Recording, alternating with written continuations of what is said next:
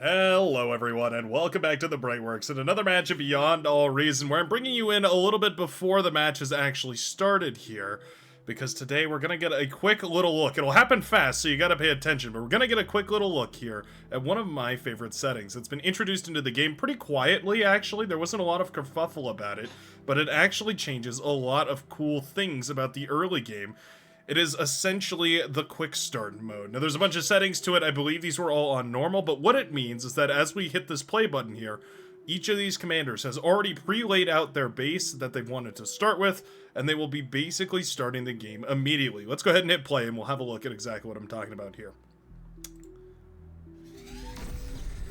Boom. Just like that, you can see the entire base comes into existence all at once right here for Chris Jr. DB, who is going to be our red team leader. I'll go ahead and speed up the game right there as Chris Jr. DB now can just continue moving over towards the naval side.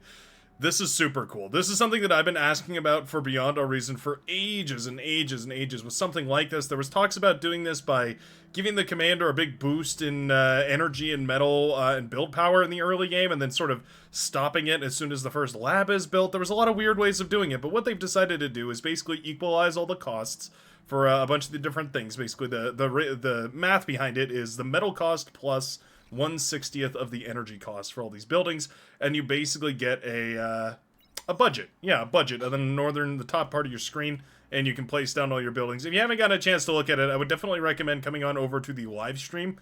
We do those every Saturday, 12 to 4 PDT. Not only is that a humble sellout, but it is also a great opportunity to get a chance to look at it live in case you're curious about it, because it is super, super cool.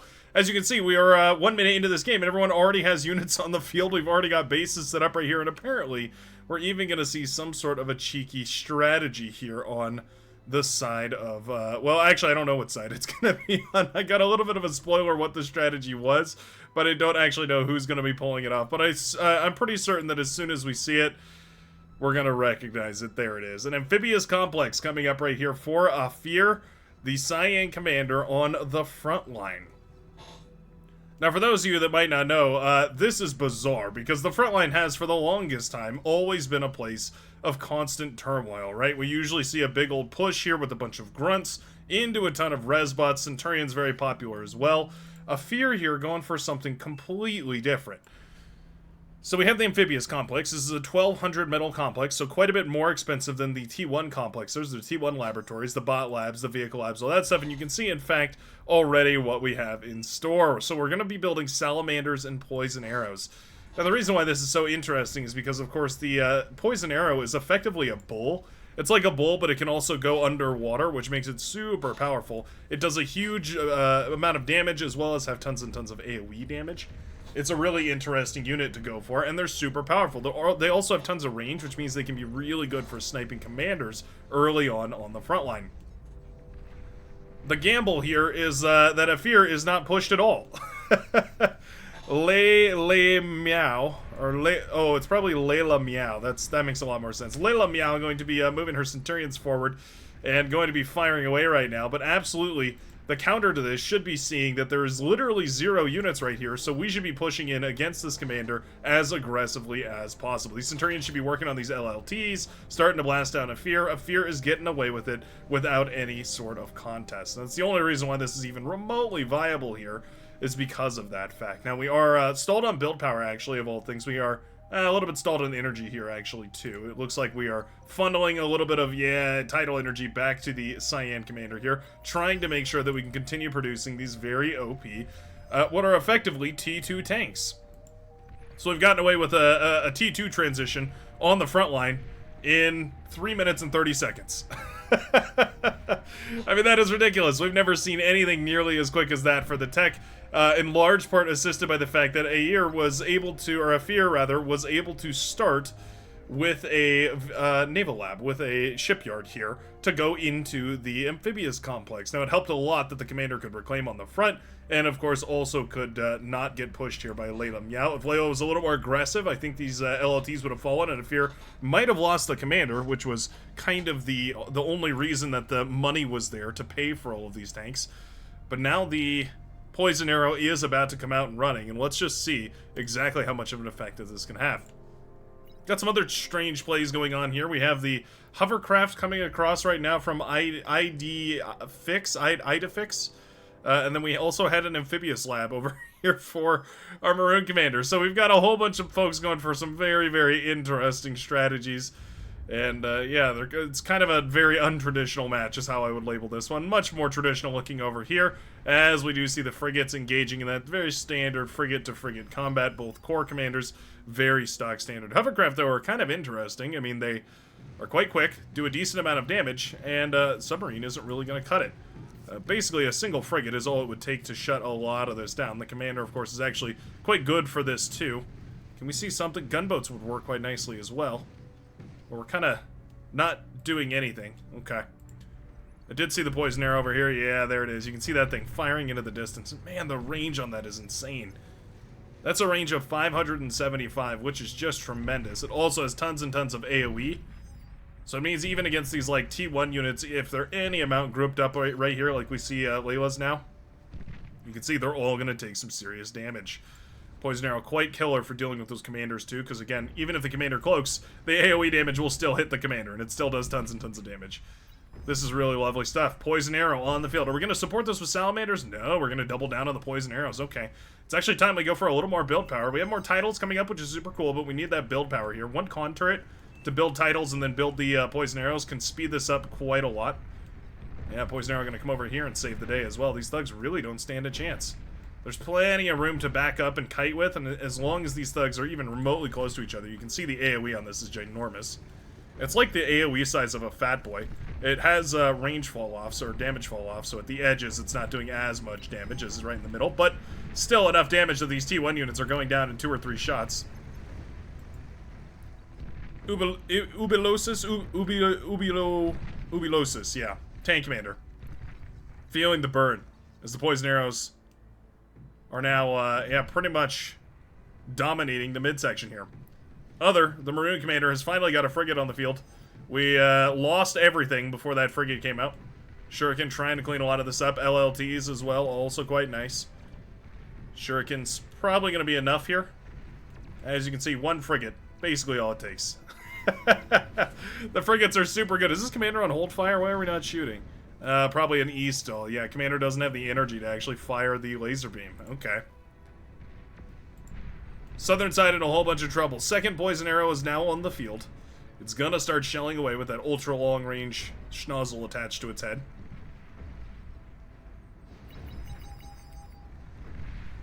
Poison arrow do suffer from over micro. Their gun turn radius, weapon turn radius is not, or weapon turn speed I should say, is not high enough to counteract the turn speed of the vehicle. Well, what that means is that if you move it around too much, it actually can't acquire a target. It will not fire. But look at that, the front line is broken. In a record 6 minutes, 7 minutes, we've seen the entire front line broken. Love the front line bot lab here. I'd love to see a little boost on this. Maybe even some con turrets to help this out here. Oh, we do need to eat up this naval lab too. No reason to keep that around. Now granted, this was a lot of lucky things going right here for the blue team. It's important to point out that you're not going to always be able to get away with literally 0 pressure on the commander alone on the front line for the first 3 or so minutes into the game. You're not always going to be able to hold on this left-hand side, as there will be 2 commanders pressuring this 1 comm, as opposed to just 1. You're also not always going to be able to hold your navy if you have this spot taken up, or if your naval commander goes into hovercraft and the opponent navy doesn't go into navy. There's a lot of things that went really, really right here in order to make this work. And it's important to acknowledge that. In case you're feeling frisky and want to go give this a try for yourself, just remember that this required a lot of things to go perfectly. But in the fact that they have, now it's a commanding lead here for a fur. We'll go with a fear. Sounds more correct. Jaguar is coming out here from the T2 laboratory in the midsection. That's the pink commander has actually nicely gone for a Prude, the safe geothermal power plant, 750 energy per second as opposed to the 1250. But it does not explode hardly at all when it dies. In fact, the radius of the explosion is safe enough that I think you can put E-converters right next to it and they won't explode.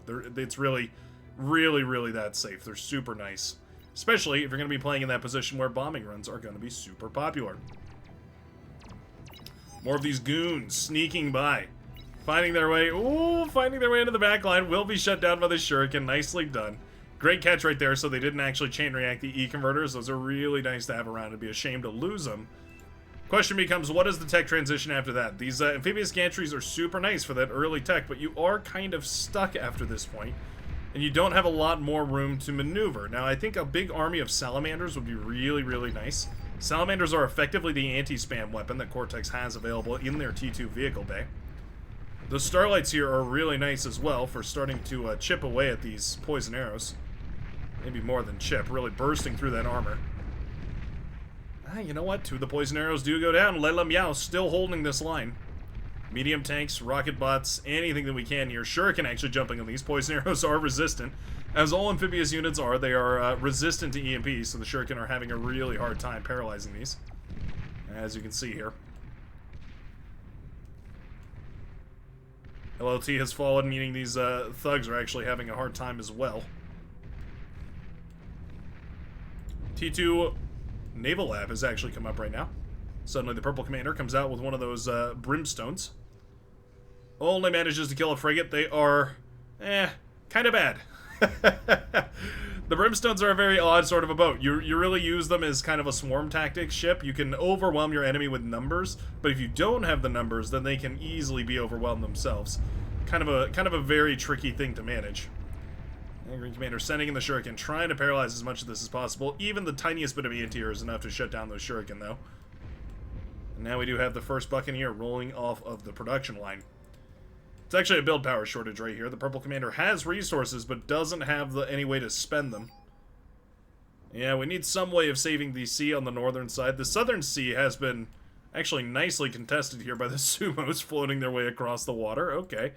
We've got a twin guard up here as well as some guard pikes holding on to for dear life to this little section up on the high ground. Tremendous kudos to Other for sticking in this game. We need a lot more energy production, though. We are down to... I don't even know where the energy production is coming from. It looks like, oh, it's a single resbot reclaiming a bunch of energy from the trees. That's the only thing we have for energy production. Other needs to throw down some solar panels, something in order to hold on to this. Where do we go from here?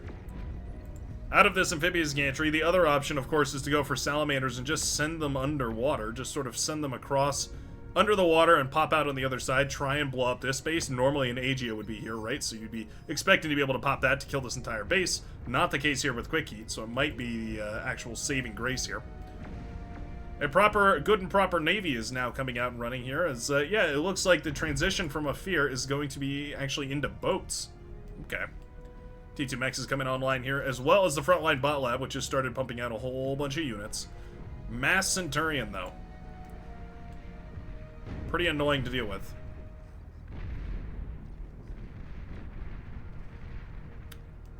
Sheldon doing a lovely job of barraging away at these medium tanks. That's sort of their specialty, is the fact that they are just fast enough to get a lot of value out of firing away at these medium tanks, rather. Splash damage on the Fat Boy shots. Doing a ton of work here. Accidentally hitting the medium tanks in tan. That Fat Boy needs to be microed a little bit better. Red Commander, meanwhile, has gotten the T2 lab killed here, has managed to take over the high seas. Now has T2 of their own. Still producing destroyers, which is a little bit odd. We either want to see the transition into T2 Navy or take these Pathfinders. Just send them out to build a massive tidal generator field.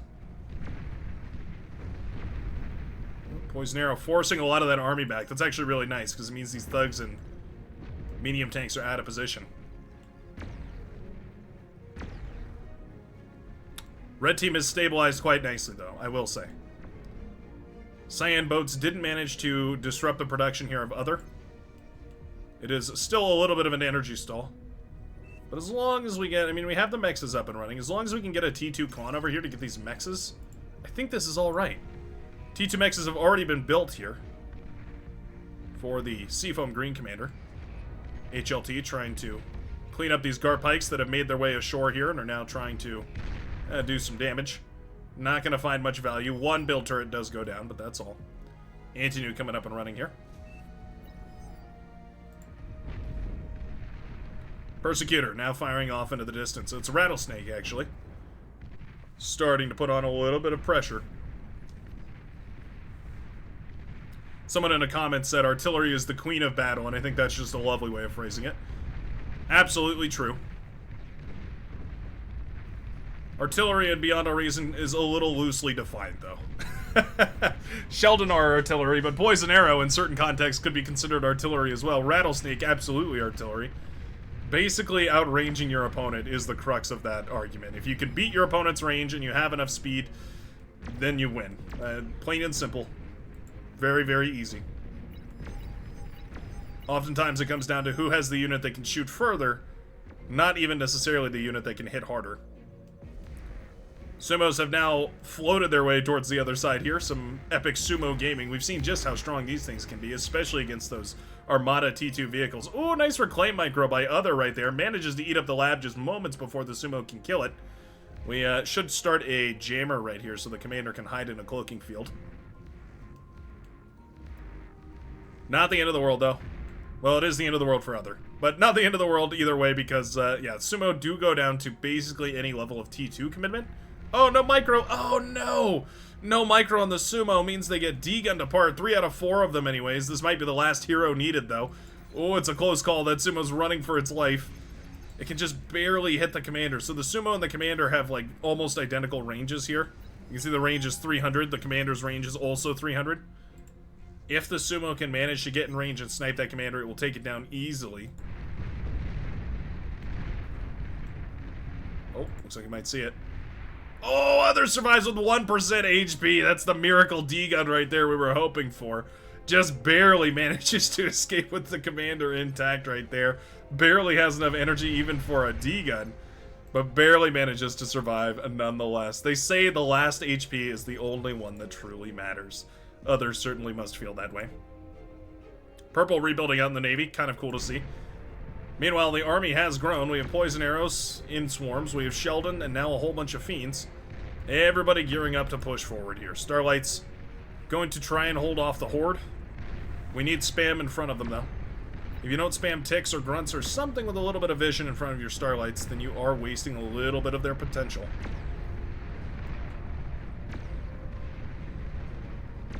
There's also not nearly enough of them here. Oh, Layla right between the Starlights explodes, taking out the biggest part of the defense right there, meaning the blue armies can consider marching for the win. That's the Maroon Commander down. The follow-up sumos are going to be able to bring down our Maroon hero Other, and it looks like the Pink Commander is about to fall here as well. Starlight's continuing to be pumped out of the lab right now. Looks like Quick Heat did go for a double fusion scale. So we are doing quite nicely on the energy production here, but it does mean that now the units are a little bit slow to the field. Starlight doing its best, but those Sheldon can just hit from so far away. Scuttle coming out. Ooh, Scuttle might get the connection they need. Ooh, it's juicy! Beautiful connection right there from Chupa the Best, who manages to get a miracle Scuttle connection, taking down basically the entire Sheldon ball. Okay. Well, that's one way to clean all that up, and quite nicely at that. Pitbull coming up here, but I think we're basically set. Huh. This is an issue. Sumos are making their way into the backline. We do need to see some sort of an answer to this. E-converters pop, taking out the build power as well. Obviously, we do want to prioritize those E-converters. Those are the softest target here. Gunship's doing their best. Eh, you know what? They keep the fusions alive. One final sumo, though. Mixed into the push. Oh, can we clean it up? He wants that fusion reactor badly. Oh, he gets the E-converters, the fusion reactor chain reacts, and just like that, Quick Heat loses about 2/3 of the economy in a single blast. Really wonderful stuff, though. That Scuttle connection was the connection of the game. If that hadn't connected, this base would have been gone already.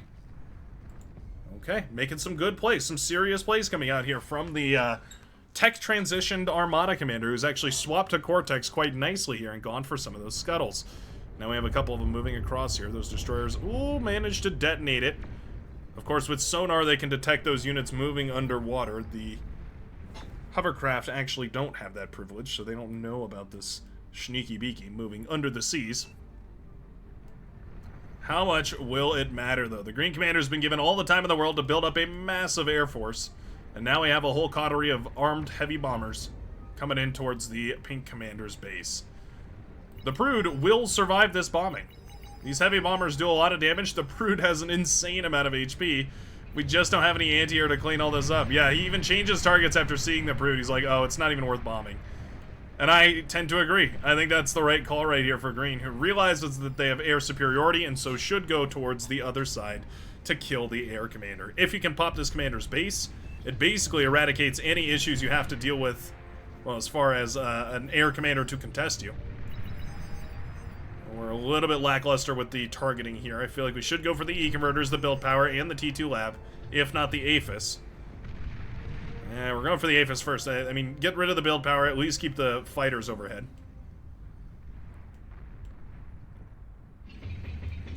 I don't know how much it'll matter, though. These heavy bombers do tons of damage. Especially when bombing together, they get a little bit of extra damage out of each other just because of a little bit of flanking damage. Okay, bombers come back around for one last pass and manage to take out the orange commander's base. Meaning all of a sudden, 3 bases down. Pink commander left without production. We have a single construction turret and 2 cons. We're going to have to rebuild from the scraps here, though, if we do want to get back into this game. Purple commander actually sending out some submarines very nicely. Okay. Has been slowly rebuilding off the coast here. Pink sending in a whole handful of turtles. Capital ship shelling away here at blue. Geothermal has been eaten up, so that's no longer an issue. Turtles popping up off the shore are going to be a pain, though. One of the nice things about turtles, they have been equipped with an anti-air rocket launcher. Pops out of that back hex. Their front hex, or middle hex, I guess you should say, is a little plasma cannon. But yeah, that back one, chock full of anti-air goodness, so that they can take down those shurikens that would try and paralyze them. Gunships also technically vulnerable, although their anti-air is quite light, so it's going to take a lot to bring those down. Killer D-guns, though, from Femi. Manages to clean these up. They were protected by the plasma shields. These either should have gotten a lot closer to kill the plasma shields, or at the very least tried to move to a different base that wasn't shielded. Those plasma shields managed to save the day. Wasp gunships being used to clean this up right here. Just the perfect tool for the job. They're not the best in any situation, but they're decent across a whole bunch of different situations. In a lot of cases, that's what you need. Pitbulls here doing huge bursts of damage as well, especially with the flanking bonus. One of the nice things about gunships is that they do trigger that flanking bonus basically every time. Giant Marauder attack being built up here over here, though. This has been the ace in the sleeve here of the blue team. It's been their backline tech player who's been very dedicated to this T3 Marauder rush, I will say, quite nicely. Has gone for 1 APHIS and then into full-blown Marauder production with the wind turbines, of course, is always a huge benefit to that. You can see the energy production is actually up around 7,000 because of those wind turbines. It means that this duck push will be completely negated, and it also means that the Marauder will be immediately spotted. This is a very awkward moment here for the red team, who needs to start preparing countermeasures for these immediately. One of the only things that can shut down Marauder in any effective capacity is EMP bombers and nuclear bombers out of the Armada laboratory. Abductor is technically capable of doing that too, but you need quite a lot of them. And we don't even have an air player. We've tech transitioned in, back into Armada here. We're sort of an arm and core for the Yellow Commander, both at the same time, which is cool.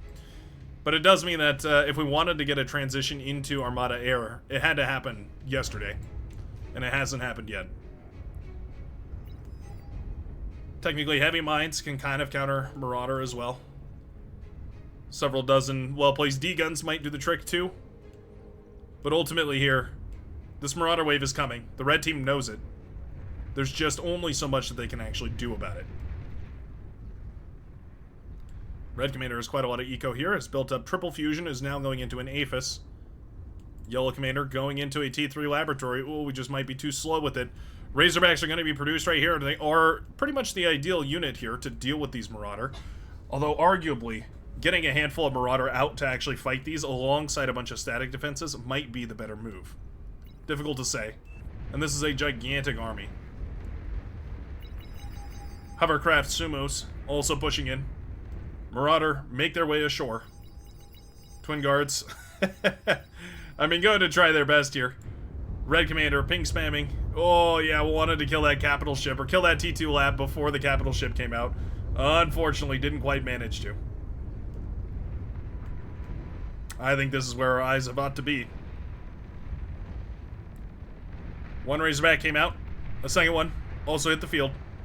Neither of which are going to be able to do enough damage, though, to shut all this down definitively, I don't think. Yep, the Razorback are so good, but we needed to build them up in a concentrated line. We needed 3 or 4 Razorback going up against 10 or 12 Marauder. Instead, we got 10 or 12 Marauder versus 3 Razorbacks, one by one. The Marauder make it into the back line, as is their specialty, popping the E-converters as well as all the build power, which means the yellow commander's effectively out of this game as the Aphis gets targeted down, and boom goes the yellow base. Meanwhile, a couple of Marauder actually split off over here as well. Very nicely done. Those Marauder now heading towards the red base. A couple of blitzes trying to trying to clean up some of the Marauder. That's a big ask of those very tiny light tanks. The little plasma guns trying to do their very best. The Marauders focusing in on this Aphis. Might be a little hyper-focusing. Oh, don't degun that Aphis. Please don't degun that Aphis. Phew. I was a little worried there for a second. I won't lie to you. Backline is ravaged and, in fact, handed right on over here to Chris Jr. DB, who is now going to be in charge of basically all of the primary tech here for the red team. In fact, neither of the 3 bases on the coastline here have been killed by the capital ship. Chris Jr. has got to be feeling a little silly with that capital ship and basically no value from it. That's the Aphis that formerly belonged to, who was that? Pink? Brown? Somebody. There's the Brown Commander's. Yeah, I think it was the Brown Commander's Aphis. And there they go. The blue team managed to overwhelm the opponent with a brilliant little Marauder run by.